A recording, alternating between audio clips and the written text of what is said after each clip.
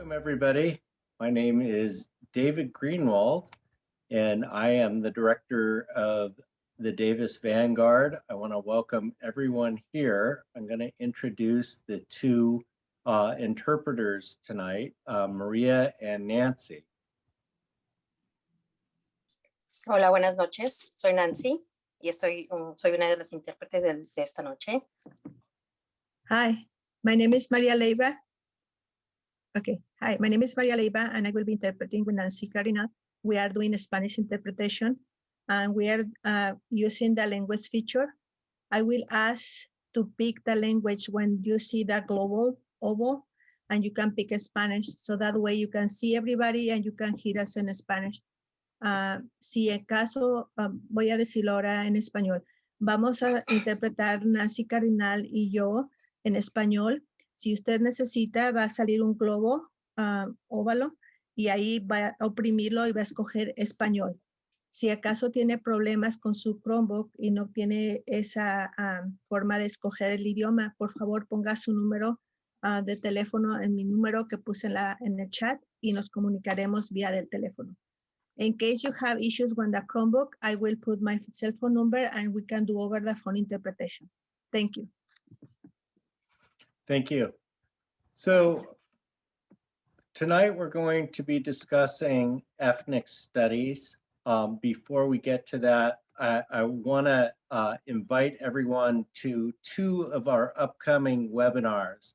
We've been having these webinars twice or sometimes 3 times a month since September. So on March the 14th, which is a Sunday, we'll be having a webinar from 1 to 2:30 on LGBTQ life and activism in Davis. And then on March 30th at noon, we will have one on the future of housing in Davis. All of these webinars are free and you can sign up for them on the Vanguard at davisvanguard.org. We will have the sign up by early next week for the March 14th one. So tonight we're going to be discussing ethnic studies. For 15 years now, the Vanguard has highlighted issues of equity and amplified concerns of communities of color. Ethnic studies is an issue on the forefront of both our community's concerns, but it's also a big issue in front of the state right now. And that makes this issue even more important because it's not just Davis dealing with this issue, it's everybody in this state. I'm going to introduce our moderator for tonight, NJ Muvundo, who is one of our board members, and she's the founder of Multiculturalism Rocks, which advocates for cultural diversity, founder of Grassroots.org, the Davis Network for Africa, creator of the Davis-based Healing Arts Project. She's a human relations commissioner, and she's also a member of the Ethnic Studies Task Force. So without any further delay, here is NJ. Thank you so much, David. Thank you everyone for joining us. This is a very special occasion. We're very happy to have this conversation tonight and to be able to engage also on this topic with you. So I will start with the land acknowledgement. So we should take a moment to acknowledge the land on which we are gathered for this evening. For thousands of years, this land has been the home of Patwin people, including the Djosd, Dehi, Winton. I sincerely apologize. I'll practice on saying it correctly. So I'll say that again. For thousands of years, the land has been the home of Patwin people, including the Djosd, Dehi, Winton nation today. The Patwin people have remained committed to the stewardship of this land over many centuries. It has been cherished and protected as elders have instructed the young through generations. We are honored and grateful to be gathered here tonight on their traditional land. So again, really gratitude going out to the Patwin and to the Winton community for all that they're doing for our community still today. As a reminder, tonight, of course, we will be taking questions from you. I have received 2 questions by email, so we'll make sure to give them to our panelists tonight. I invite you to please use the Q&A function ahead of time. So like as you're listening to the panelists, if a question arises, just click on the button, write your question, and we'll do our best to go through all the questions tonight. If it turns out that there are so many questions and not enough time to answer them, we intend to the best of our abilities to follow up by email. So we have a list of everyone who registered. There will be a follow-up email sometime after tonight's event. And so in that email, you'll also have a list of resources, just some suggested recommended reading and viewing. So I would like to also thank everyone who made tonight's event possible. So first, really big thanks to all the panelists.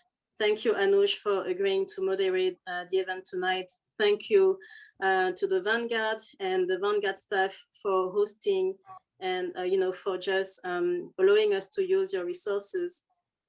I'm also thanking the Davis Phoenix Coalition for their support. I'm thanking the Ethnic Studies Coalition as well. And I almost forgot another organization. Would like to thank Multiculturalism Rocks for sponsoring this event.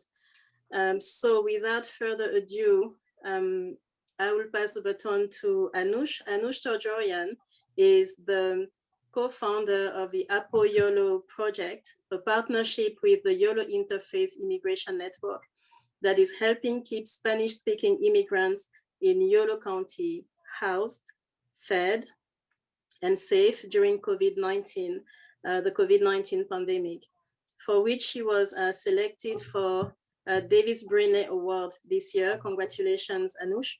She also coordinates the Yolo Rainbow Families Parent and Teen Groups for the Davis Phoenix Coalition. She is the principal of Inclusive Futures Consulting, LLC, which provides support for educators, parents, and institutions to teach children about identity differences and how to be inclusive across identity lines. In addition to that, Anush is also the creator of the Creating Inclusive Davis Schools grassroots movement, so short for kids, which is also a sponsor of tonight's event. Now I'll turn to you, Anush. Thank you all again. Thank you. Thank you for remembering that crucial part of my bio, NJ. Thank you and welcome to everyone here. I'm going to begin by introducing our panelists. I'm going to start with Kelly Wilkerson because, well, I'll give her bio and then I'll explain why she's with us for a short period of time. This is Kelly Wilkerson's 17th year teaching English and journalism in the Davis Joint Unified School District. She is also an elected trustee representing Davis, West Sacramento, and Elk Grove on the Los Rios Board of Trustees. Kelly is in the middle of a board meeting this evening, so she's able to join us until 7:45. Yeah. It's a board meeting that went on a little longer than expected, and it's on a break right now. So I'm sorry for the late arrival. So our next panelist is Dr. Melissa Moreno, who's a professor of ethnic studies at Woodland Community College. As a first-generation college student, ethnic studies saved her life. She is the co-chair of the California Community College Ethnic Studies Faculty Council and a member of the California Latino School Board Association, the Indigenous Caucus for the National Association for Chicana and Chicano Studies, and the American Educational Studies Association. She served on the Woodland Joint Unified School District Ethnic Studies Advisory Committee and was an ethnic studies trainer for faculty on the Central Coast. Our next panelist is Justine Villanueva. Justine traces her ancestral roots to the Bukidnon. Am I pronouncing that correctly? Okay, good. I am half Filipina, but that doesn't mean I know how to pronounce it. In the Philippines. She is a children's book author and founder of Sawaga River Press, a nonprofit press that publishes children's books featuring Filipino children in the diaspora and their experiences. She also runs her own law and real estate office. She lives in the Patwin-Wintun territory in Davis, California with her husband and her 2 sons. And our final panelist this evening is Danielle Engoto. Danielle is a Black Davis High student who moved to Davis 3 years ago. As one of the heads of the Davis High Black Student Union and a first-generation immigrant of Cameroonian descent, Danielle is here to give his account of being a student in DJUSD and his opinion on ethnic studies. So thank you to all our panelists for being able to join us this evening. I am going to proceed swiftly to our first question. Let me check the time. Okay, so I'm going to begin by asking Dr. Moreno, who is obviously an expert in ethnic studies, to help us define what ethnic studies is and tell us a little bit about the history of how it was established. Okay. Yeah, good evening, everyone. I'm so happy to be here with you all. Buenas noches. The ethnic studies movement really goes back to the civil rights movement. It goes back to the freedom rides and Black students becoming empowered and becoming organized and coming back to the West Coast and really forming the Black Student Union. And at the same time, the movement with the Chicano student walkouts together, the free speech movement, the Third World Liberation Front. There's so many different movements of the late 1960s that really came together to say, you know, we need to really reevaluate the Eurocentric education in colleges and universities.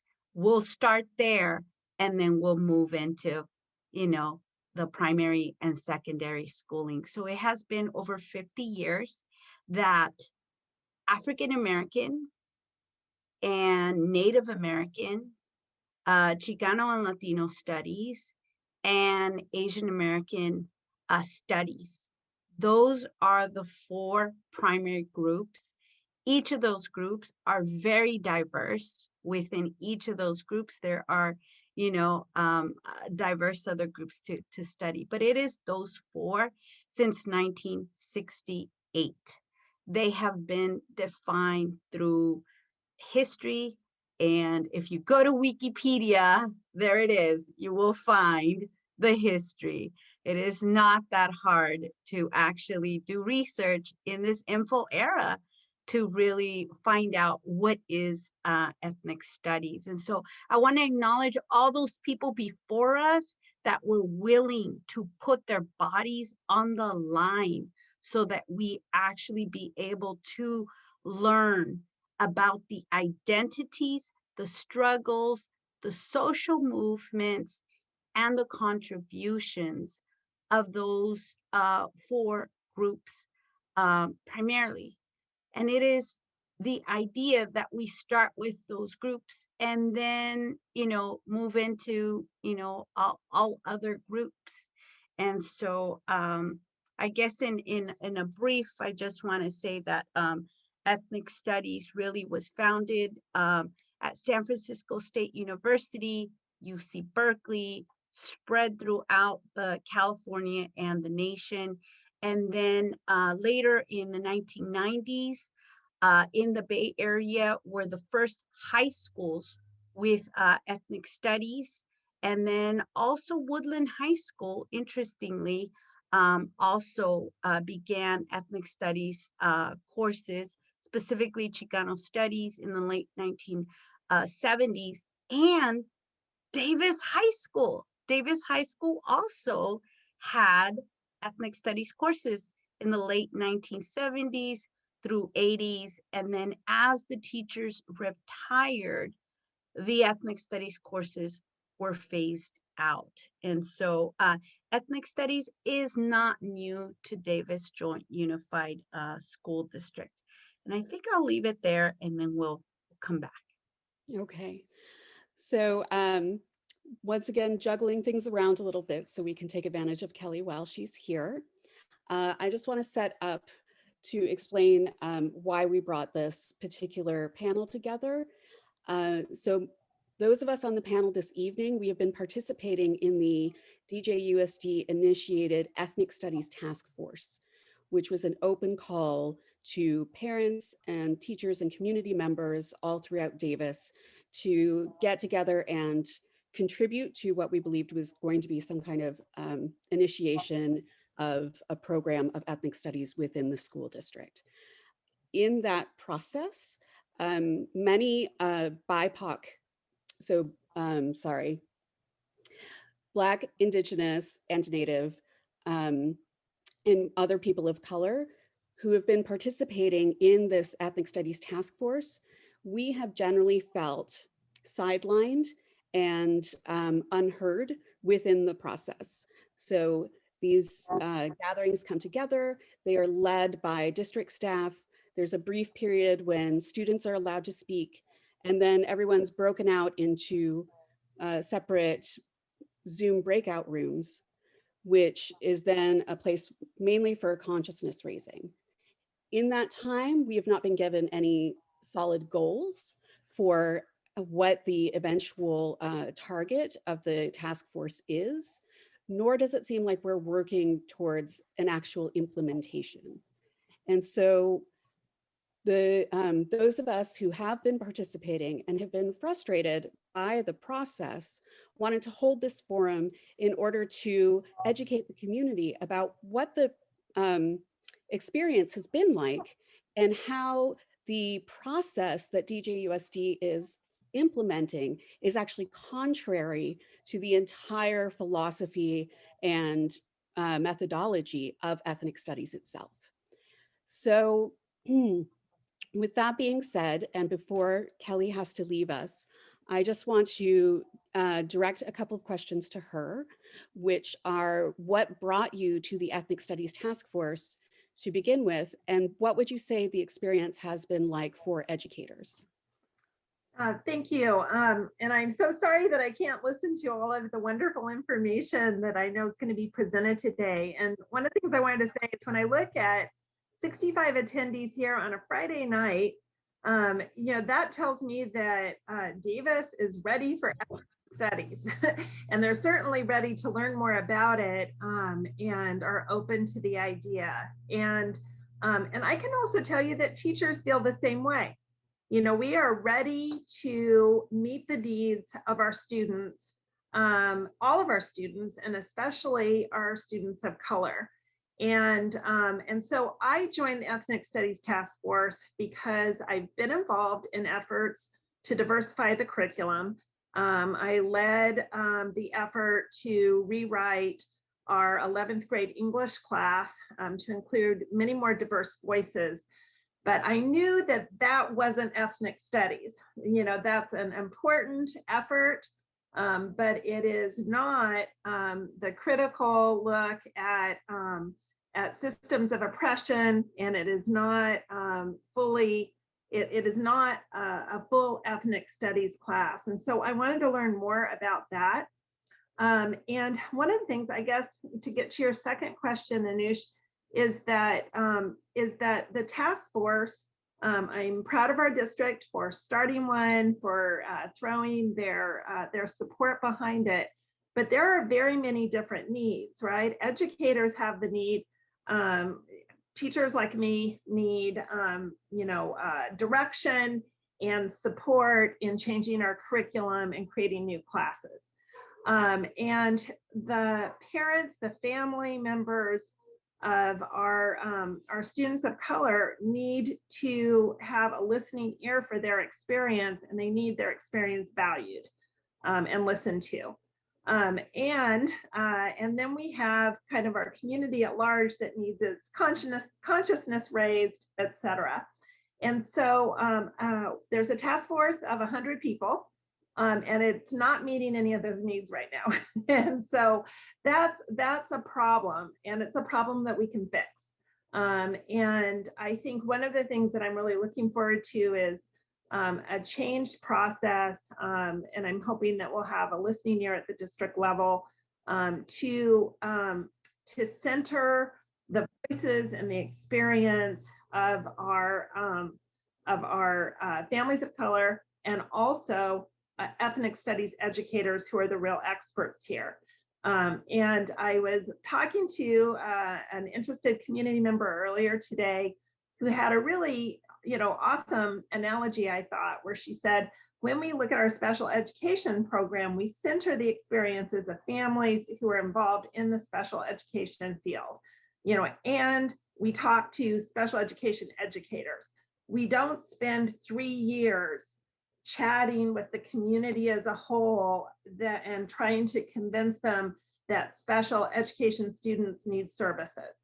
We don't do that. We act, and we go to those people who are most affected and who have the most experience and the most knowledge.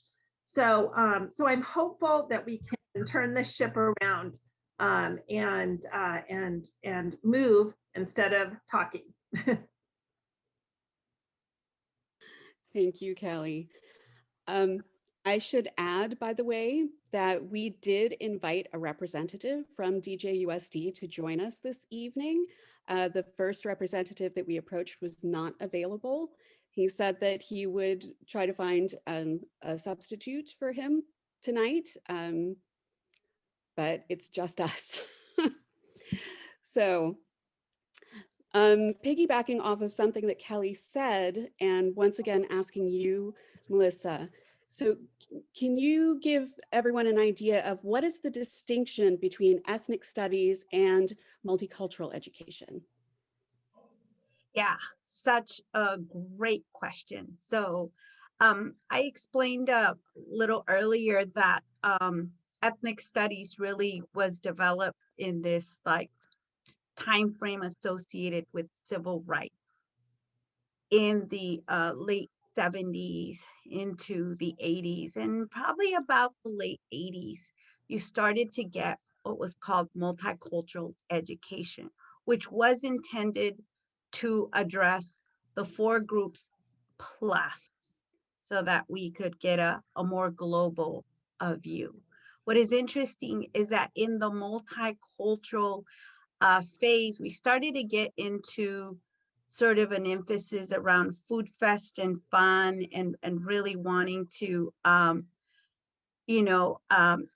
analyze particular or study particular aspects of culture, as if culture is static.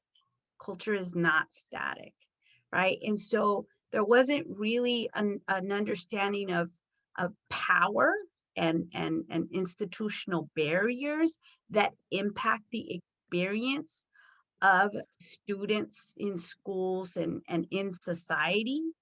And so from multiculturalism, then we moved into social justice, which is also very important. And it was an important element because then it was bringing back sort of a piece around justice means power.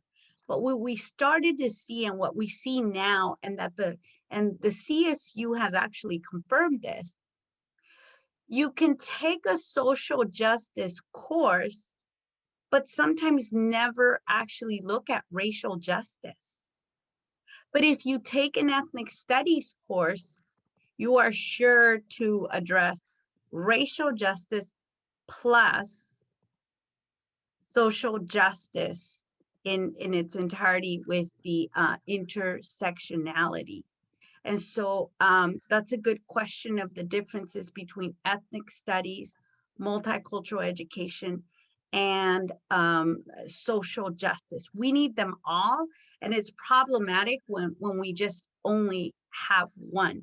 I also want to say that for this ethnic studies coalition in our local community, and even in the state, the parents, the students, the allies, the teachers involved also feel very strongly that the standard mandated curriculum that is supposed to address the experience of Jewish experience and history, they also feel very strongly that that is something that is wanted, that is needed, that also needs to be strengthened. And at this time, what we're really hearing and in different parts of the state is that there's concern, like we have not been able to support our teachers to be able to do, you know, what the communities, right? Communities are really wanting a recognition of. In the state of California, 54% is Chicano Latino. The majority of the students of the state of California in primary, secondary schooling are students of color. Like they exist, but are not reflected in the curriculum. And that is part of the struggle and the challenge. There was a move to create and basically to create a new history and social science framework not too long ago, actually. And it still came short from addressing the 4 core groups.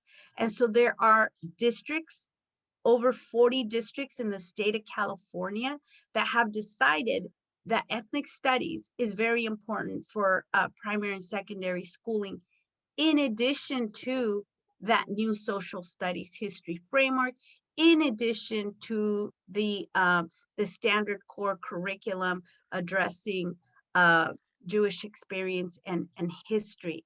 And so we are still coming short on the emphasis around the 4 core groups. Thank you. I'm going to give a moment for our interpreters to catch up. Danielle, I'm going to address the next question to you. So coming off of what Melissa said, I have a 2-part question. One being, what brought you to the Ethnic Studies Task Force? And the other being, we know that there is a race and social justice class at the high school. And so what is it that, why do you feel a need for ethnic studies in addition to this course? Because many people are saying, well, we already have this class, why do you need ethnic studies? So I want to, since you are a current student, I would like to address that question to you. Okay.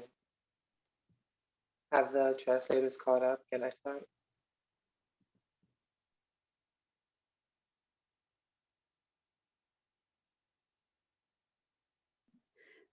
Sorry, yes, go ahead. Okay. So what exactly brought me to ethnic studies was I heard an announcement once when I was in class, and then before I knew it, I had the principal asking me to come and just represent the Black Student Union at this meeting, just to see what kind of input I can bring to ethnic studies. And going into ethnic studies initially, I had my realistic mindset of, okay, let's be realistic with this. It's something probably being written by a lot of white people. So I'm not really expecting for anything to be changed. It's just going to be a lot of discussion, people in their feelings, like a healthy emotional support group. Where I was going to be the token Black guy, just validating their emotions, like, yes, yes, don't worry, you'll be fine. My life has been hard, but don't worry, you'll be okay. So that's what I came into ethnic studies. In my mentality, in my head, I knew that's what's going to happen. And when I did go there, I did experience it. Well, to my surprise, well, not really. It was nothing short of all that and just so much more, you know? It was just glorious. Absolutely loved it. I hope you can sense the sarcasm. And as for why we need ethnic studies, I'm just gonna go off a little tangent here.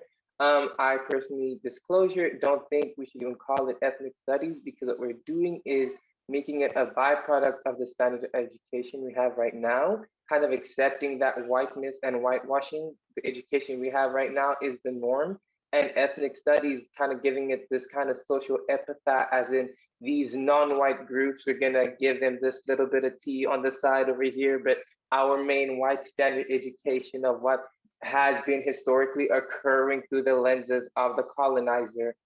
This is what is normative history, but all this stuff on the side here, it's cute too. that's the vibe that's totally being given off from it. So as for why we need ethnic studies, if I don't agree with the title, I'm still gonna go with it. Why we need ethnic studies, and instead of having race and social justice that we have right now, let me tell you the truth. Race and social justice is a failure. It's an absolute joke at Davis High School. I wanted to take race and social justice due to the theoretical side effect of it and what I thought it was going to be given to me.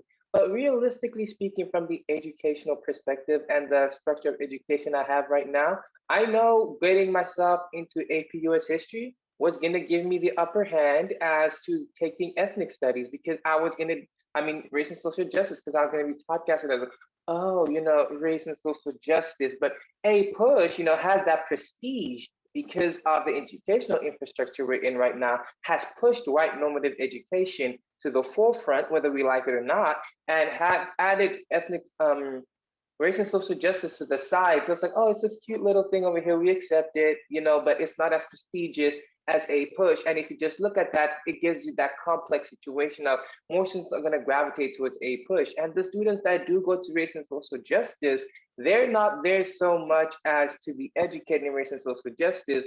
It's kind of seen as the easier course due to, it's something you can get an easy A and you can pass it very well. Only the elite, the smart people, we take regular American history or, anything through the colonial view of things. And only the really smart ones will take a push, which will only mention non-white groups as statistics that are void of any emotional impact or any humanization. We're just going to put them as crunched up numbers every time they're congruent to the timeline of what whites have done to this world.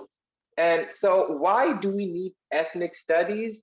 In reality, we need ethnic studies to show the intersectionalities in our history, in the history of the world, because what we are learning currently, that is ethnic studies. Whether you like it or not, we're learning the studies of the white race group, specifically the ethnic group, which is around the Nordist, kind of like British UK area. That's the only history we're learning about. That's the ethnic group we've chosen to focus on, but we're not calling it that. We're going to call it normative history, and we're going to put everyone else on the side and marginalize them. Shocking enough, that's what the world does to all of us and those who look like me. So we're only doing, we're only repeating the cycle. So what I hoped for ethnic studies was to intentionally not just reconstruct the education system that we have right now, but at the same time to actually add history to it by adding what was happening, for examples of pre-established events.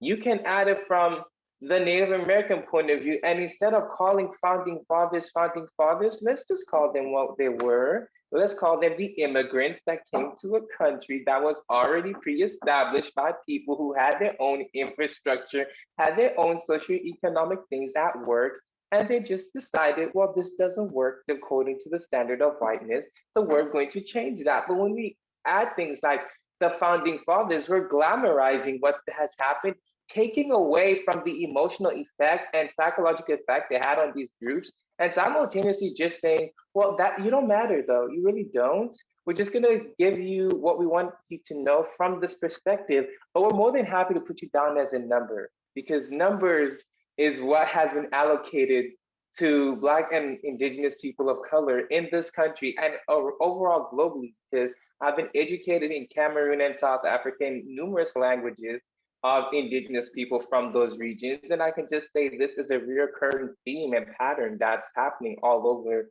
the world as a whole. So personally, I want to go into ethnic studies with actual hope and realistically seeing that there will be some kind of change, based on the, current infrastructure of the education system.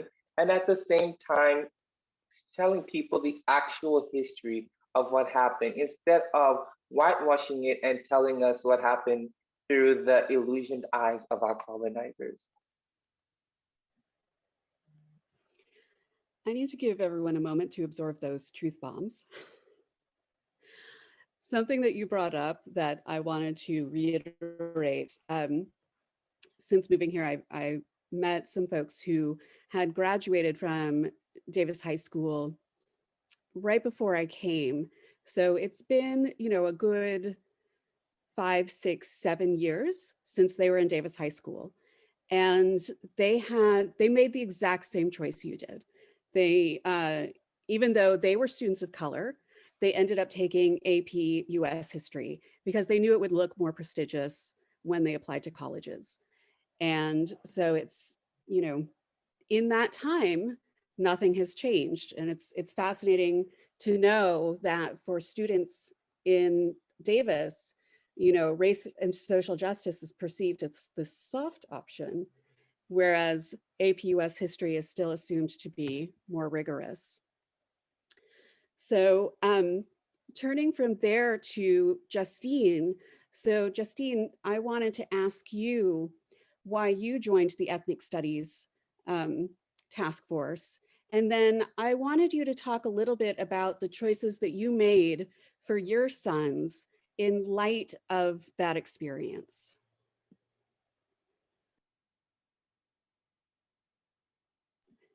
Justine, I think you're muted, or your phone. Check your connection with your phone.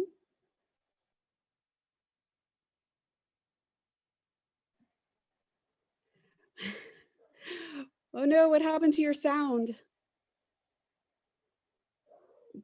Are you still on the phone? Are you still on the call in? Oh, that's how we were hearing you, was the call in. Can I make a mention before we go to Justine as she is settling?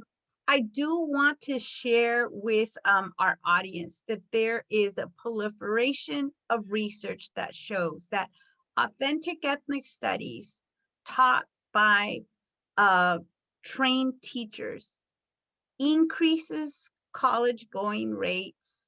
It also increases attendance, and it increases the critical thinking of all students, students of color and white students as well. And so just to put it out there that it has been proven to be effective, and that is why 40 districts now have ethnic studies in their districts. Let's see, Justine, have you been able to connect yet? Okay. Well, then maybe I can share a couple of other facts if that's okay.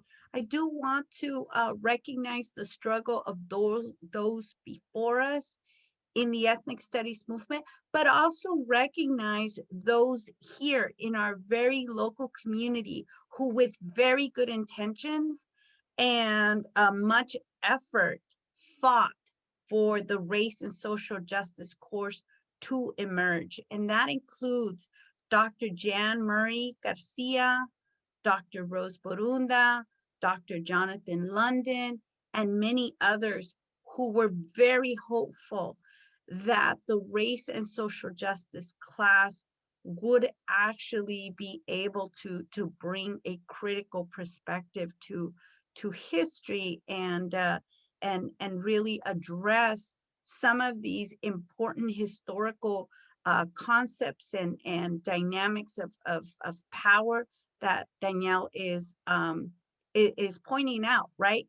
Being able to understand colonialism, being able to understand colonial settlements, the ways that land displacement has taken place for indigenous peoples, and in particular, North American Native peoples. And so that's been, something really important to know and acknowledge, that ethnic studies has basically provided the language for educators and students to be able to dialogue in a more truthful and authentic history with different perspectives. Okay, Justine, have you been able to connect? Oh, no, we still cannot hear you. So, Michelle, I don't know if you can try to work on Justine's connection. Is she I'm sorry? on the call-in? I did call in, give her yes. Sorry, what Go was ahead. that? Justine, I think you have permission to talk now. Oh, no. Nope, still not hearing. So Michelle, her phone number is showing up, but as muted. Is there a way to unmute it? She might want to disconnect and rejoin like she did last time. Okay. All right. So, Please rejoin while us, we- Justine. Anush, just a quick reminder to amazing speakers. So for our translators, feel free to pause sometimes in between or to slow down your speech a little bit. Thank you.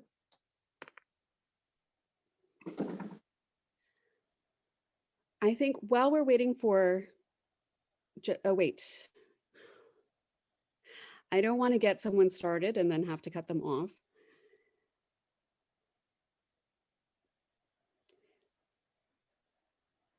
So I'm just going to point out while we're hoping that Justine is able to, I can see you and so we still cannot hear you. Justine, do try calling in again. Let's try that again. Okay. Now I've lost my train of thought. Thank you, Sophia. So one thing I'm finding fascinating in this discussion between Melissa and Danielle is the difference in experiences here or like a generational difference. So for example, in my role as the coordinator for Yellow Rainbow Families, there's a very big distinction between how the parent group perceives gender and how the teen group perceives gender. So the teen group has a much more expansive, fluid, playful, I would even say, relationship to gender than the parents. And so I feel like I'm seeing here, on the one hand, we have ethnic studies, which, absolutely is important. And it's something, just to give my own personal experience, having grown up as a brown girl in mostly white school, there are lots of issues that I had with feeling othered and feeling conspicuous, being left out when I was going to school. And so here we are a generation later, and my children are still having this same experience. And so it feels like nothing has changed in that time. Ethnic studies was a way to address that distinction. And so at the same time, what I'm hearing from Daniel is a desire for something even beyond ethnic studies. Okay, I'm going to try to connect Justine. Daniel, I want to give you a chance to go ahead and give us your thoughts on that. Okay, sure. So what I do want something beyond ethnic studies. That is definitely true. And at the same time, I do understand that ethnic studies prior in the past, probably was effective, because what we can also understand is what the pre-generations have experienced to what we have experienced is totally different due to the social climate, and as well the accessibility to certain knowledge that pertains to the study of groups that have been marginalized. So that is our difference. So initially, probably then it was something new, something unique, and it had that attraction to it, and it probably was done more effectively. But what we have today is that something has been taken from its core value and what initially was supposed to be, and it has been evolved into something different and into something that has now been manipulated into being trickled down to what it was initially supposed to be. So it's like they had a theoretical concept that they had in mind, put the plan into execution, and the first test off phase was pretty good, but then after that, it just got less and less and less effective due to the fact that it found a way to, all the introduction of all these other nuances made it more and more and more ineffective.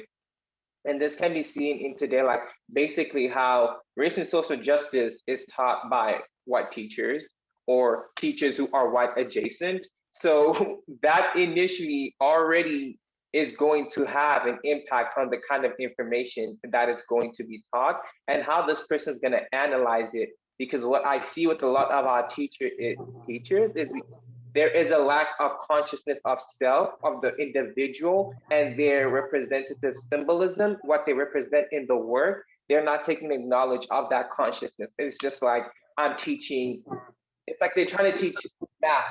It's like you're trying to teach math to me, but you're teaching me ethnic studies, but you're not taking into account all these other nuances that are coming into effect when you are opening your mouth and saying these words, and the mannerisms you're using, the tone in your voice, all these things that are happening.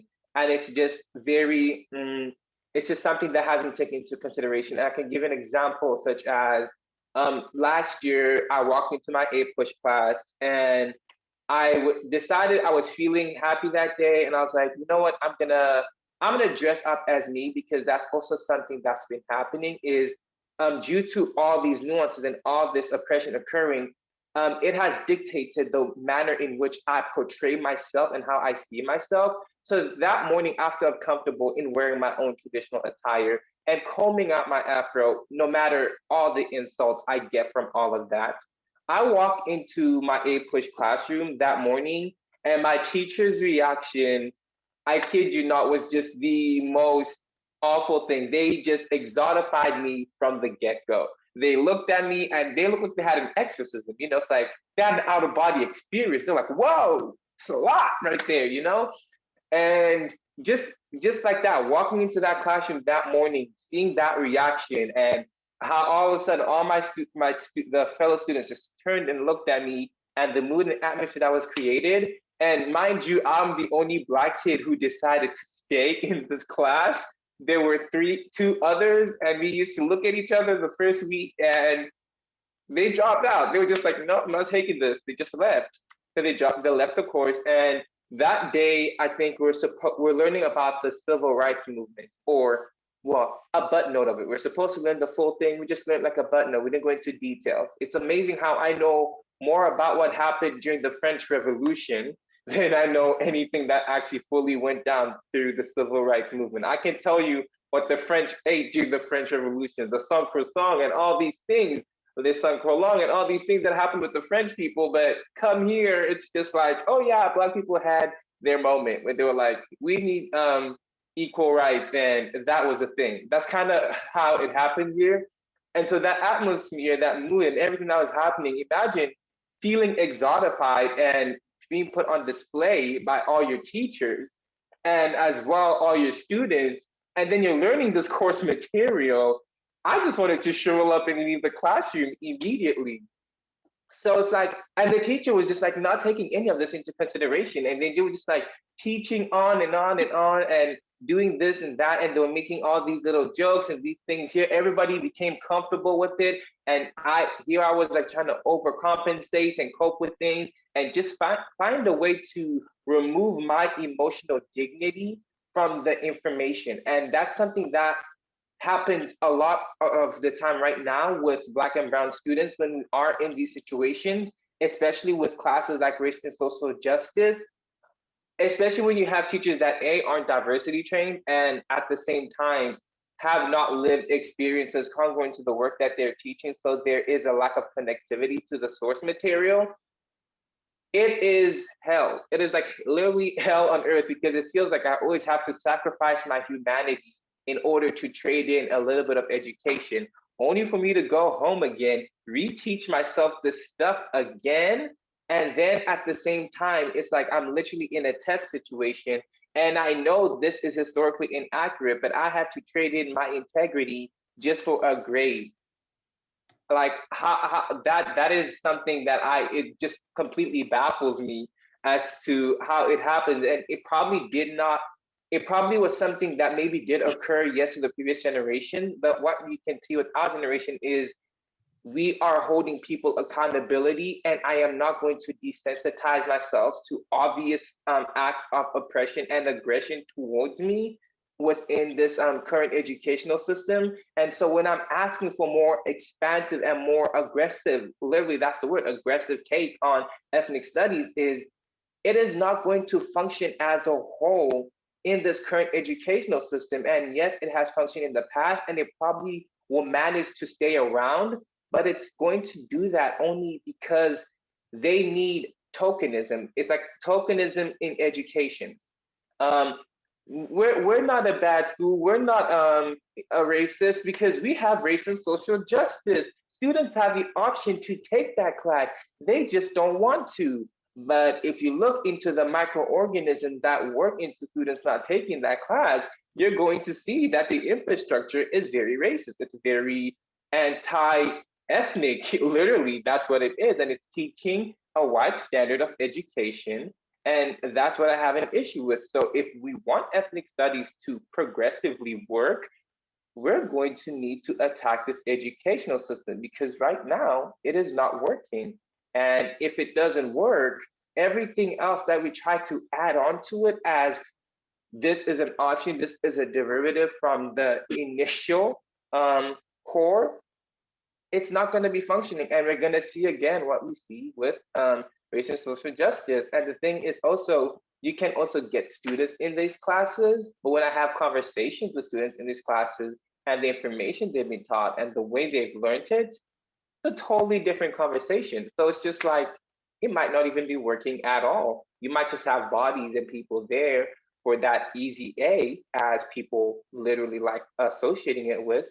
And I feel like that is even more counterproductive because they have the resource, they have the tools to do it effectively, and it's not being done effectively. It's literally being downplayed. So I rather have something that's going to teach people and really get the message across well, clear and cut and dry, and have these people critically pushed and made uncomfortable in order for them to grow, instead of taking information that's supposed to sprout growth and make it into something digestible that they just forget. And it's like, oh, something that was cute. It was a moment in my past. Danielle, I thank you very much for your contribution. I would like to take a moment to remind us, and especially for the people in the audience who joined us after we started, what we're talking about.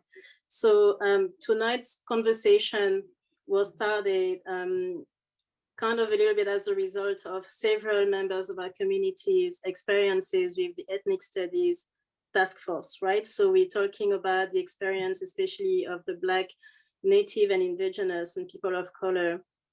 Within that, we are talking about the need for ethnic studies in our schools.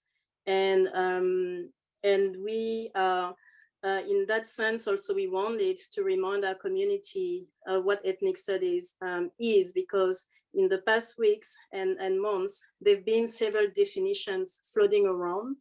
And when I hear Daniel speaks as well, and I had already several conversations with him, what he told me was also that there is a distinction and difference between what seems to be passed out as ethnic studies and what it actually is. And this is a point also that Dr. Moreno and several other in ethnic studies leadership team, Coalition here in Davis, have been making. So ethnic studies includes teaching the history and contributions in the United States of 4 racialized ethnic groups. So Native American, African American, Asian American, and Latino American. We always need to remember that when we're talking, so we know we have the same conversation. Anush, I wanna check in with you to see if we have Justine on the line.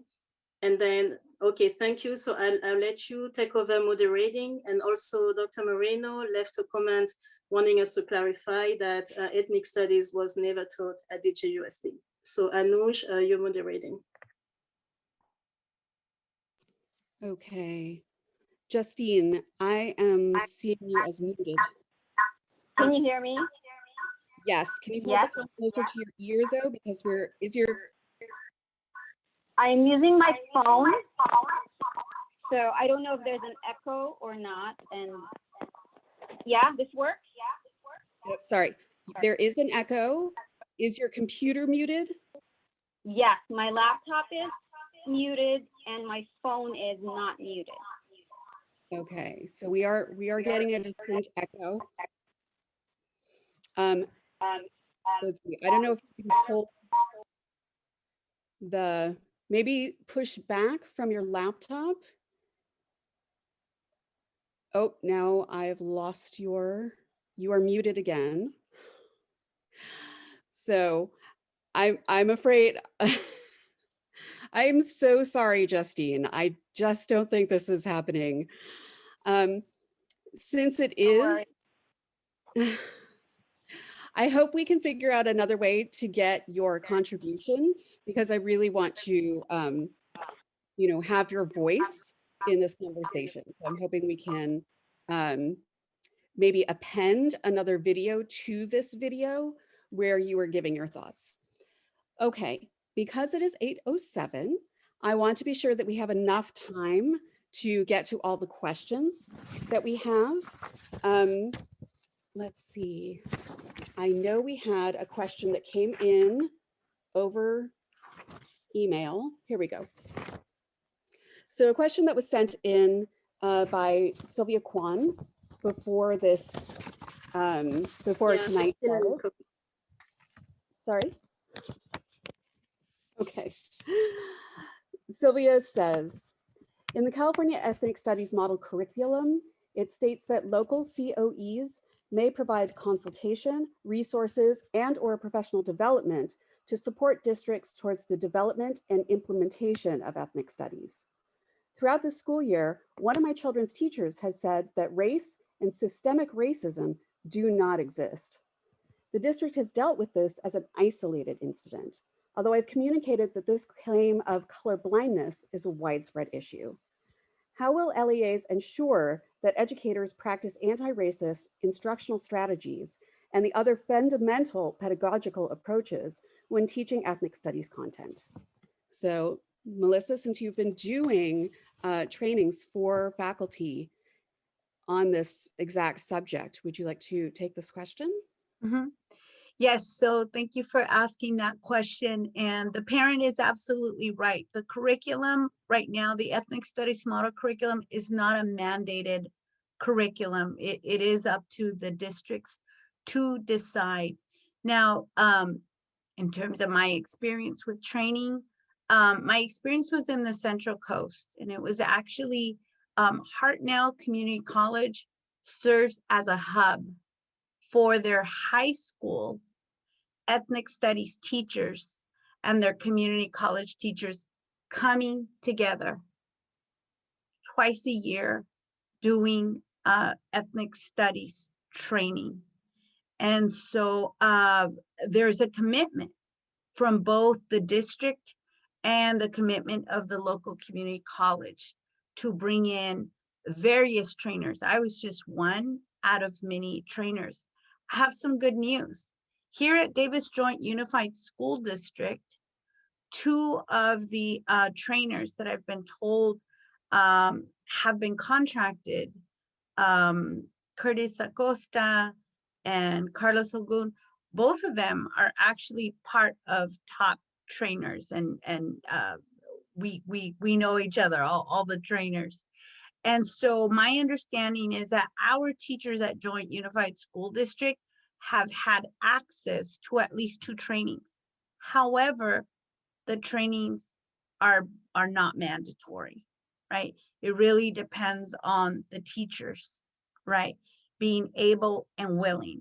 I think right now it is so clear after hearing from Daniel and not just Daniel, but there's so many other students, Native and students of color, who have time and time again articulated across, right, primary, secondary, of encountering this colorblind perspective, or on the other hand, also our students experiencing racial microaggressions in the everyday school. And so this is a big call, right? I want everybody, we have 71 people, and I want all of us to think about, why doesn't an authentic and effective ethnic studies program exist in a high-performing district? Is it due to lack of data? No. We think about data-driven decisions. We are told that leaders make decisions out of data-driven decisions. The data is there. Is it funding? We've heard like some around funding, but not necessarily the prime reason.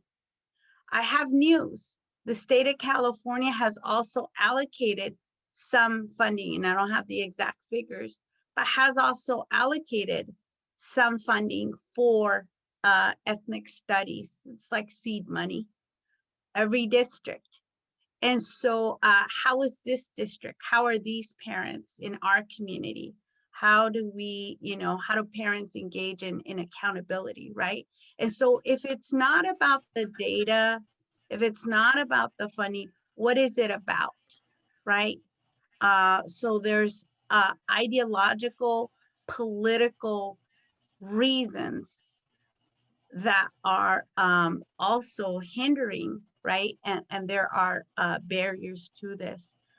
I think we're probably ready for other questions. I hope, Anush, do you think I answered the question? Yes, I think you did. So I see one question that we can answer very quickly, which is Meredith has asked, can you verify that the race and social justice class is the race and social justice class at DHS required? That is, I believe the answer is no. Is that correct? Yeah. Right. And so what we have is we have, the U.S. history class, and we have race and social justice. They both count for your history requirement, but students get to elect which one they want to take. And so part of the issue, and I also want to recognize that there are various sections of race and social justice class. So it's not like one teacher and one class, there's various teachers, but what we are hearing is there's a discrepancy there. Some of us have heard, there's anomalies, there's folks who have taken race and social justice class and have had some positive experience with it, but it like depends on, teacher, semester, year. And so there is a lack of alignment there, right? And so that's important to point out. The districts, as I've mentioned, that do have ethnic studies and require ethnic studies, students get to, it's one, right, history class with an ethnic studies framework, or it's English class with ethnic studies framework, right? It's basically the different subjects, but with that framework, considering teachers being trained. And so it's not necessarily an additional class, although there are some high schools that do choose to add, another class called Introduction to Ethnic Studies. And so there's also different ways of doing it. Like I said, there's a little bit of hope here with the trainers that have been engaging. Unfortunately, they have not been at the task force meetings. I have good news. The next two very last task force meetings will actually be led by the ethnic studies content experts Carlos Agun and Curtis Acosta. So that's good news. And hopefully the task force members, you know, the 80 plus will come back and you'll actually get to experience. Ethnic studies is not just about information and content. It is about what Daniel is saying. It is about the pedagogy, the way that teachers relate to self and to others, right? You are my other me. If I do harm to myself, I do harm to you, right? That philosophy is so well. Ethnic studies teachers like know how to, you know, be able to embrace the different experiences and voices of students. So thank you for, you know, holding this courageous conversation here. Thank you, Meili, very much for your thorough response. And there is a question that we received by email, which I'm sure has been on everyone's mind tonight. So I'm reading, to what degree Arab American studies, including Palestinian liberation, are part of the ethnic studies discussions and proposal in Davis and Yolo County? Since I know, that's the writer, I know this is a big topic of conversation on a statewide level. So Meili, I'm sure that you, being the ethnic studies expert on tonight's panel, you have an opinion. Let's be mindful of time as well, since it's 8:16, but yes, what is your answer? And Kelly and Danny, we have not forgotten. Yes. So thank you for asking that question. At Davis Joint Unified School District, and I'm only, you know, one member, there's various members. The conversation about Arab American history and experience has not been actually raised. What has been raised as a major point is Jewish American experience and history, which is not part of ethnic studies, but it is part of the mandated state standard curriculum. And so we need to separate those. Those are two distinct, you know, curriculums. They do exist, right? They should help our students make connections, right? And so that has not been a conversation at Davis Joint Unified School District, but you know what? Curtis Acosta and Carlos Agun, they will facilitate that conversation for the task force if that is the you know, what the task force needs and wants. Arab American studies is part of Asian American studies. That is a fact. When you look at San Francisco State University or UC Berkeley, right? It is part of the programs, the departments. I think here it's really important to think about like the, you know, the local community, right? The local community. And so, yeah, there's that ongoing conversation. Thank you so much. So Kelly and Danielle, the next question is for you. What would you like an ethnic studies program to look like or accomplish in DJUSD next, like moving forward?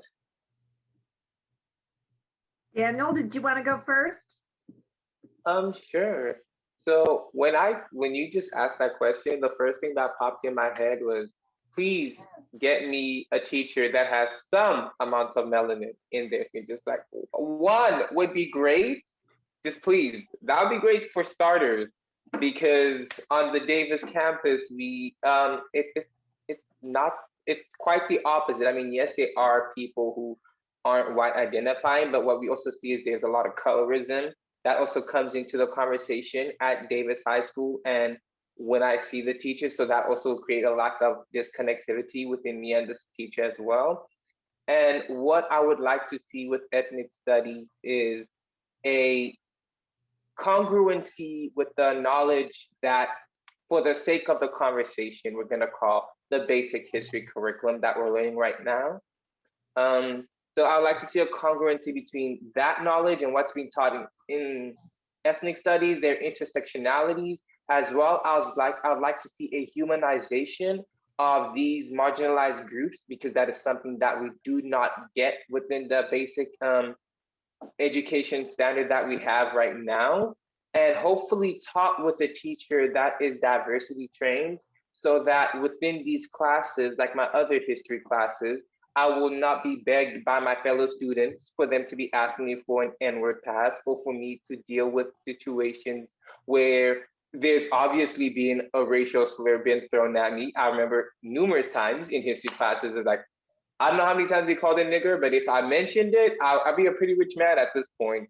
And all the teacher does is deal with making the other student comfortable. And I kid you not, word for word, they said, please don't say those words around his kind of people.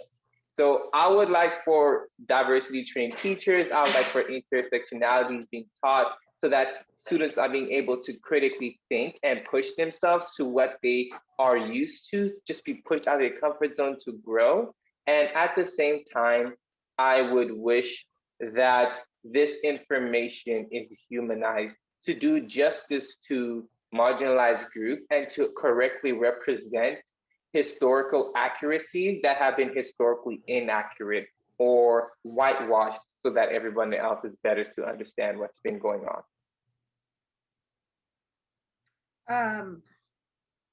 Hard to talk after you, Aunt Daniel. I think when you talk about what would an ethnic studies program look like in DJUSD, I'm a secondary teacher, I'm a high school teacher, and I understand that there's a lot of folks who are curious about elementary school. One of the things that I think is that we have an urgent need.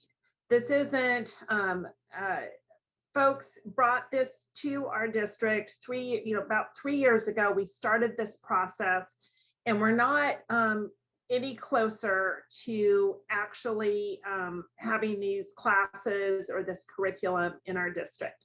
So I think one thing is that we need a sense of urgency so that this happens sooner rather than later, because we have kids who are not, who are going through our schools, and if they don't get it, they're moving through and not receiving what they need. The other one is to elevate the value of ethnic studies as a discipline, and that includes, and this goes to your point, Daniel, valuing it as a qualification for teachers in the DJUSD. If we had more teachers who had ethnic studies majors or minors, we wouldn't be starting from scratch on some of this curriculum and this training. And I think that would be helpful. We do have classes at Davis Senior High School that I think could be adapted into ethnic studies classes. We have our teachers have redone our 10th grade English class with many different voices. You've mentioned the race and social justice class, but I wanted to point out something really key about its genesis, and that is that it began as a collaboration between Garcia, a Black physician in our community who is a community activist, and a teacher, white male teacher who listened and collaborated and learned. And so I think that that's what is key here, is to be centering voices of the many resources we have in our community. Melissa mentioned our community colleges, our UCD experts. We are not just a community that has funding and that has a will and has that. We also have resources in our area where we can do a great job to provide this necessary education for all of our students and for every single one of our students.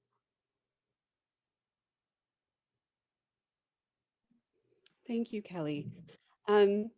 Something I do want to point out in terms of the racial and social justice class, and what Danielle is speaking to, is that if you take it as a student of color, it's taken in a different way than if you're a white student that takes it. And therefore, how it looks when you apply to college for students of color, it looks like the softer option, whereas AP US history is going to look more rigorous. Whereas for a white student, it's going to look like they are making an effort to get a kind of education that is not often found in our school system. And so for a white student, it's actually going to give them some kind of capital there that it doesn't give students of color. So we have just 4 more minutes, and I wanted to take a moment to answer the question, will you please define how parents like me can contribute to your efforts? This is going to give me an opportunity to talk about creating inclusive Davis schools, which is, we have a page on Facebook, we have a group on Facebook, and we also have a listserv. The goal, the mission of creating inclusive Davis schools is to make all marginalized students in the Davis Joint Unified School District feel seen, represented, and heard and included in every level, from pre-K up to senior. So while ethnic studies is the issue that we're working on currently, we are not limited to that at all. Certainly one of our goals is to bring more teachers of color into our faculty. Part of our efforts on behalf of Measure G this past election season was to make our salaries more competitive and therefore make Davis a more possible choice for many teachers of color who are coming without a certain level of wealth and therefore wouldn't be able to manage the pay cut that coming to DJUSD would entail. So now that we have a more competitive salary, we're really hoping we can attract more teachers of color to the district. So certainly you can contribute by joining KIDS, which is the acronym for Creating Inclusive Davis Schools. You can go to our Facebook page and learn how to sign up for the listserv if you're interested. Certainly it would be very helpful to write to the school board and tell them that not only are you interested in seeing ethnic studies implemented within Davis schools, but that you would also like to see mandatory training for teachers in cultural competency.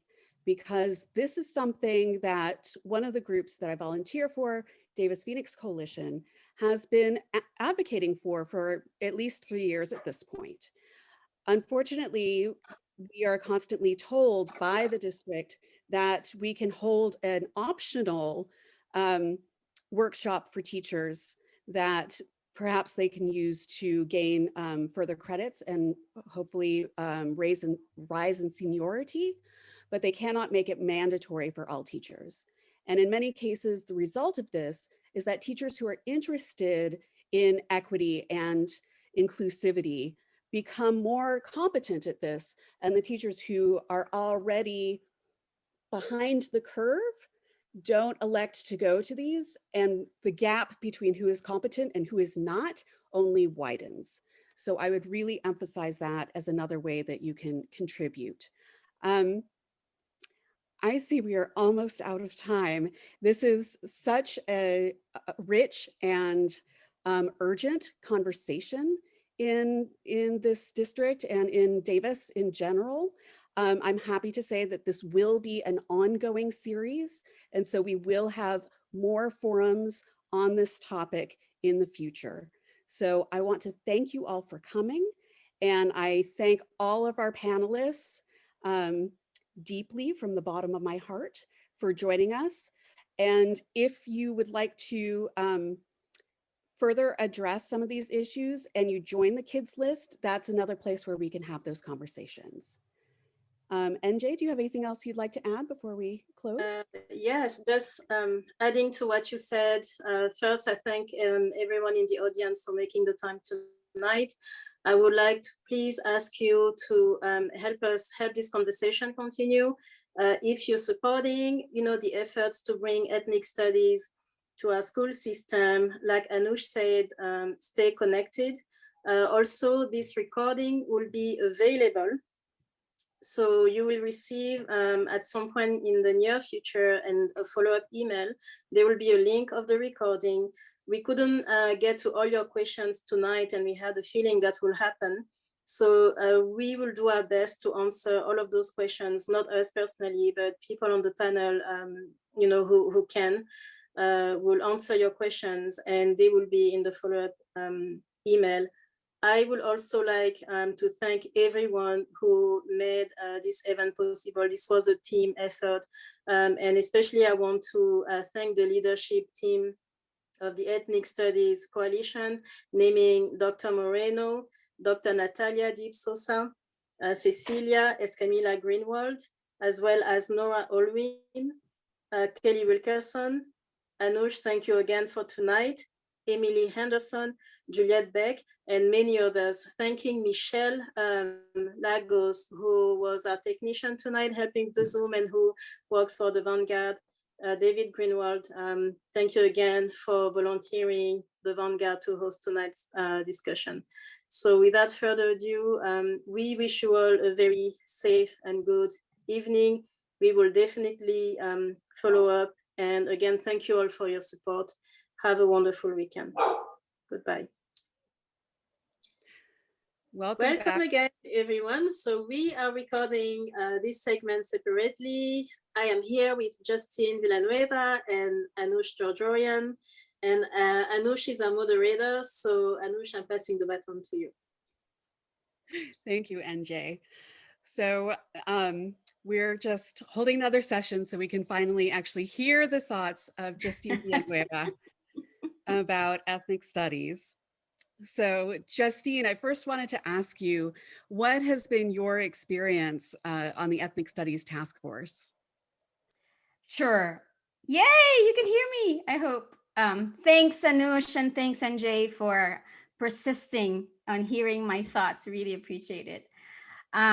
So I'm going to backtrack a little bit because, it's Wednesday and the forum was Friday. We'll backtrack a little bit and just flag that, as Professor Moreno mentioned last time, the ethnic studies existed here locally in Davis in the 70s, but phased out when the teachers who were teaching it retired. And so in 2018, a group of Cesar Chavez parents, like myself, we got together and talked about reviving ethnic studies and piloting an ethnic studies program at Cesar Chavez. So I was one of them. And as a result of the discussions, we formed an ethnic studies subcommittee created under the climate committee. And I chaired that subcommittee. So as part of our ethnic studies effort, we invited authors of color to visit during the Heritage and History Months. Like October, Filipino American History Month, we had an author come in and talk about the contributions of Larry Itliong to the farm workers movement. And then in November, we had a parent meeting to talk about Thanksgiving. And then same thing for Black History Month, we had authors come in, as well as in May for the Asian Pacific Heritage Month. That was our efforts on the school level, which was separate from the broader local DJUSD effort, which, as you know, was ongoing right around then, and it was led by your organization, Kids. So like many in the community, I showed up at the city council to advocate for ethnic studies. A lot of us were there. And then there was a town hall meeting attended by, I think, about 100 people. And then the task force was created. And I was super hopeful, super excited, because there were so many of us who signed up, right? Like, I don't know, I think over 100 people signed up to become part of this task force. And that said volumes, right? Like, we want this, we want ethnic studies at DJUSD. So I expected this task force to reach out to the BIPOC community, not just the experts in our community, because we have them, but also just the community members, just to see what we have to say and have a greater role in the process and to be at least listened to. And that's not what happened. I'm sure you've heard a little bit from other people as well about how the task force meetings, the community members, the BIPOC community members felt like they weren't listened to and were either ignored or just cut off, you know, like I'm seeing you, Anush, and you're like, mm-hmm. Yes, silenced. Yes, that was very, I mean, the cutting off part was, anyway, I won't go into that. But the overall feeling was that we were not really part of this process. I appreciated the student experiences. That was very important. And I 100% appreciated hearing them. But I also thought that they could have gone beyond the multicultural appreciation and focused a little bit more on the social justice. Like they could have had Daniel or somebody like him speak, right? Like that would have made such a big contribution to the discussion of ethnic studies. But I think overall, and the biggest thing that was lacking for me in that effort was that there was no direction. And at any given time, I didn't think that the participants felt like they knew what they were supposed to be doing. And at the barest minimum, there should have been a discussion on what ethnic studies is and the fact that it's rooted in the 50-plus-year history that dates back to the civil rights movement. Like there was none of that. And during the small groups, at least the ones that I participated in, I didn't get the sense that people really had a good grasp of what ethnic studies is. And there were people that were giving all sorts of suggestions on how the curriculum could look like. And I didn't really think that they had an understanding of what ethnic studies looked like.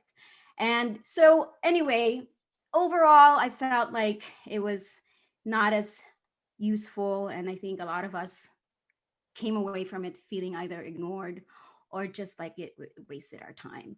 But I'm still hopeful, as I'm sure you all are, because we cannot afford to not be hopeful at this point. So that's my short answer. It was short, right? So in light of those experiences, I understand that you made some choices regarding your kids and DJUSD. Do you want to talk about that? Sure. But I want to say though, Anush, that is such a big question. And for me, covers such a complicated topic. So I want to say, first and foremost, before I give my answer, that I feel like my answer might feel insufficient. But I will try to anyway, because I think it goes really to the heart of what I think ethnic studies is about. So I have two kids.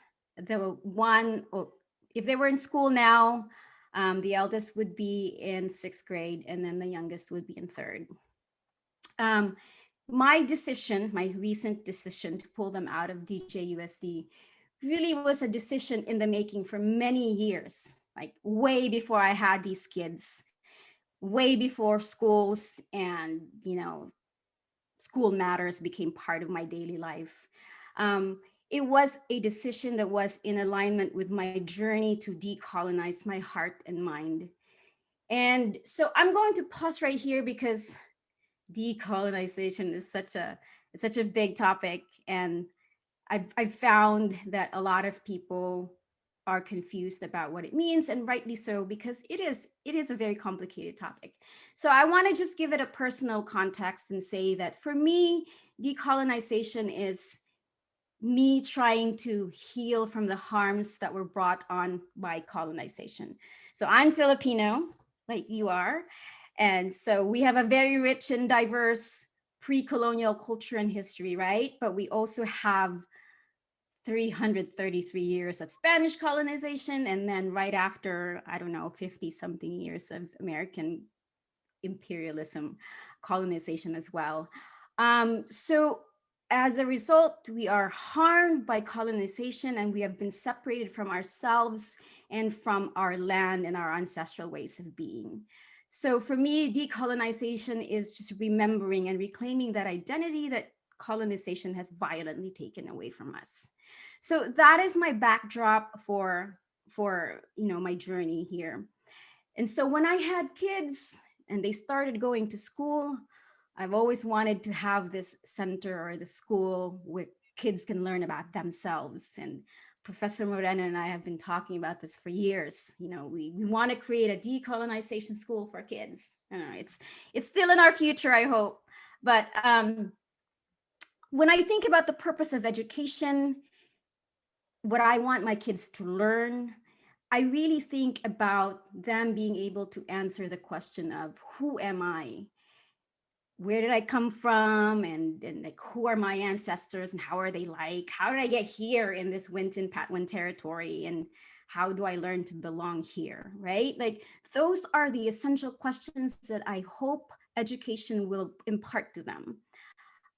In short, you know, I want them to have access to themselves and their identities, and then find themselves and like bask in their beauty and be whole and not have to assimilate. Because I really believe that when kids, and really not just kids, but people, when they have a good sense of who they are, then they can fully relate to each other and in the world. In the indigenous Filipino worldview, we believe in the spirit of kapwa, which loosely translates to kin, you know, the human and non-human kin, or I guess we can also call relations. But anyway, kapwa recognizes the self in others. So you're my kapwa, Anush, right? The same way as the birds are my kapwa. And because I recognize myself in you, I treat you and the birds with respect and care, because I understand that what I do to you and the birds, I also do to myself. So I also hope that you will treat me as the same, because I'm your kapwa, because we're all related and we're all part of a whole of this community. But I feel that to have a sense of kapwa, we need to have a sense of self. And this is where I believe the schools, DJUSD being one of them, and many parts of society fail us, and especially our kids, because schools do not teach my Filipino American kids about themselves. We have been erased from the curriculum. So, for example, there's hardly any mention of, you know, the Filipino American manongs, the men who were such a big part of the historic farm workers movement, you know, leaders like Larry Leong and Philip Veracruz. And this is amazing because my kids go to Cesar Chavez, you know, it's a school named after Cesar Chavez. And Cesar Chavez worked alongside these manongs, and there's hardly any mention of the Filipinos. And so that for me that's big.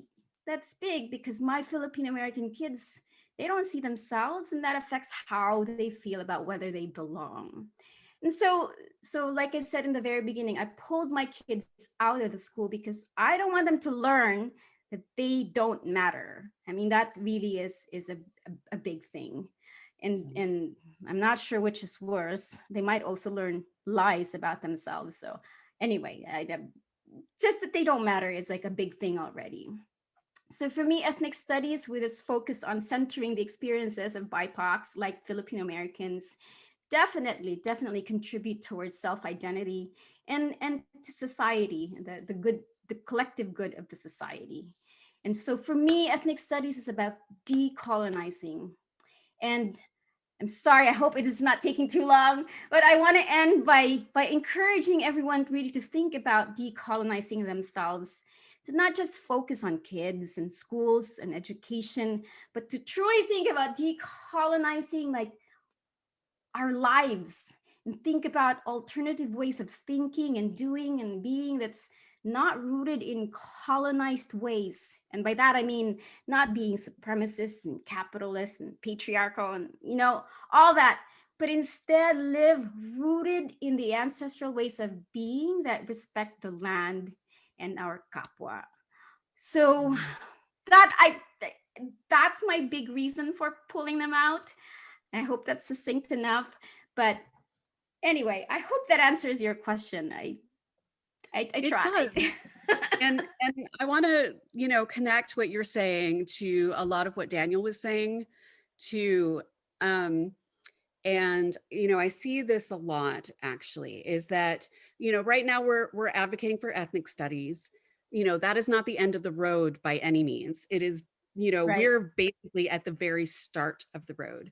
And what I think Mhm. people who, you know, belong to the mainstream of America and feel like they have always belonged and that they've Mhm. always been a part of the United States really frequently don't understand and need to learn is that, you know, where we are versus where we like to be is so Mhm. far apart. You know, I Mhm. mean, Daniel was emphasizing like, you're talking about ethnic studies, but what I want is actually all of this. And, you know, which I think all of us relate to. Mhm. You know, what you're talking about, like a whole, like the decolonizing of education, like Mhm. our education is like a lot of its methods are still rooted in, you know, methods from over 100 years ago. And Right. so, you know, and so like, for example, too, when working with Apoyolo, like we see the Mhm. ways that the county, for example, is trying to make things accessible to the population Mhm. of Spanish speaking immigrants that we work with. And so they think they're coming closer. So they think the distance is really only this big. But because Mhm. they don't understand what the lives are like of those Spanish speaking immigrants in Davis, Mhm. it's really this far apart. Like they think they're being accessible, but they're really not. And Mhm. so that's being reflected too in our school system, like Mhm. where we, like what we would like to see as Mhm. parents of color for what kind of world our children grow up in and what kind of things they learn Mhm. is like way over here. And Right. like here, ethnic studies would bring us here, which is Mhm. good because we want to be closer, Mhm. you know, but at the same time, like it's just one facet of Right. what we Yeah. want. Yeah. Yeah.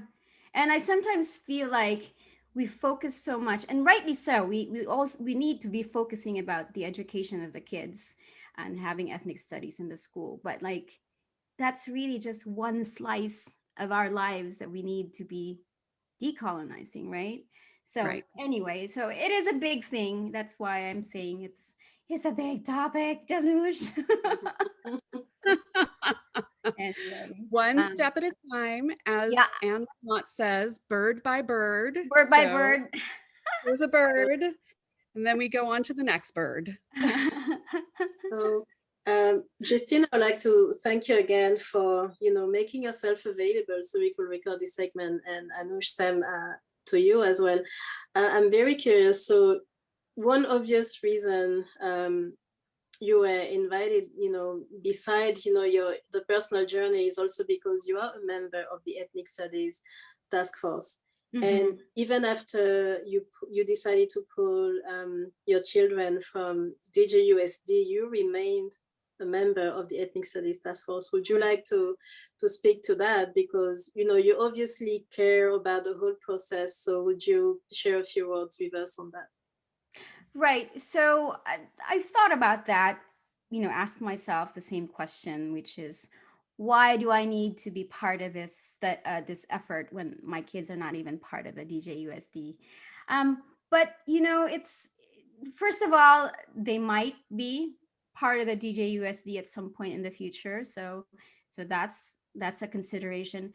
But really, I'm thinking more in general because my kids are not the only kids that are going to benefit from this, right? Like I'm thinking not just Filipino American kids too, but just everybody, all the kids in general really will benefit from it. And so I still put in my effort there, and I still um want to, this might feel like a tangent, NJ, but I still want to write children's books that cover lives of Filipino American kids and kids that are not part of the mainstream, because the more we have of those, the better, even though it's not part of the DJUSD structure. So I Well, we're hope that back to answers. Kapwa, right? What? Because we're back to Kapwa, Uh-huh. the because you know it's not just about our own children; Right. it's about all of the children of our community, and the Right. more, and all of us. So Yes. the more that we are, like all of us are seen and heard and Mm-hmm. included, and you know, the more kind of complete Yeah. we are. Yeah. Mm. Yeah. Absolutely. And what you shared, Justine, echoes and mirrors, I want to say, the motivations of several of the parents who are on the task force right now, whose kids are not DJUSD students anymore, but they feel invested, or they are not yet. Some parents have kids who are not of age yet to enter the system, but they are participating in the process for the reasons that you shared. So we are almost at the end of our segment. Before we go, I wanted also to give you a chance to share your answer to a question that we ask all of our panelists, which is, if you had a word of advice moving forward, like to move this process forward with the task force, from what your experience has been as a Filipino parent, what would you tell DJUSD and the community in terms of this is how you can improve the whole process? That is an easy answer here, NJ, and it would be to just don't speak and listen instead. Just hold it. Just listen to other people, especially for the BIPOC communities. Like, let them talk, because you will learn a lot if you're not talking. So it kind of goes back to what Anush was saying a while ago about how they have an idea of what they think, that they're this close to giving the needs to the community. But if you ask the members of the community, they're really this far. Like, that right there is an indication of not listening and not paying attention to what the constituents or the affected community actually need. So that would be my thing. Just quiet. So there you go. Thank you very much. That was easier. That was better than shut up. So, okay. No hesitation there. Anush, are there any last words you want to say? And then I will just close this segment by sharing a few reminders, and that will be the end of it. I think Justine said what needed to be said. Okay, thank you both. So to our audience, this was the added segment to our event last Friday. Justine's mic was not working, but what we were hoping, what she had to say was very important. So thank you again to both of you for making the time. I would like to remind you that the Ethnic Studies Public Forum is now a series. So there's going to be another event in the month of April, and there will be more following that. So we'll keep you updated. Feel free to reach out to Anush Georgian or myself if you have any questions. Unfortunately, we did not have the translators with us at this time, but we will do our best to provide a Spanish translation, because we have several members of the audience whose Spanish is their first language. So please continue to be patient. Thank you so much to everyone for your interest, for your support, and we will see you at the next event. Goodbye. Thank you.